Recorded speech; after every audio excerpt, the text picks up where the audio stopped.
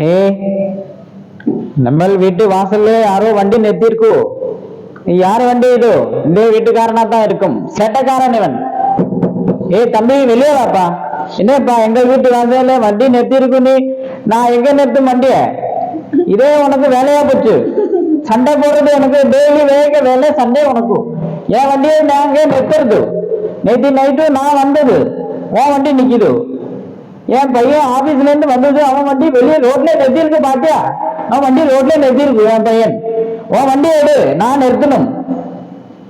இப்படி வீட்டு வாசலே வண்டியை நிறுத்தினா எப்படி வெளியே வருது? அங்க என் வண்டி மலையில நிக்குது. கேட்டியா? நீ எப்பவுமே இப்படி இடங்கள் பண்ணிட்டே இருக்கு. சின்னவனே, வண்டி எடுத்துட்டு வராங்க. உன் வண்டியை நிறுத்துறா. இதை முட்டு தள்ளி விடு சைட்ல. அவன் வண்டியை நிறுத்தி விட்டு நீ ஆபீஸ்ல இருந்து வந்து ரோட்ல நிறுத்துறேன். காஸ்ட்லி வண்டி அது. 1 lakh rupees போட்டு வாங்கிருக்கு தம்பி. வண்டி உன் வண்டி டப்பா வண்டி. இங்கே கொண்டு நிறுத்திருக்கோம். வண்டி நான் எடுக்கிறேன். என்ன வண்டி எடுத்து கொண்டு ஓட்டையில நிறுத்துறேன். முட்றேன் சைக்கிள். அவன் ஓட்டையே விட்டுறேன்.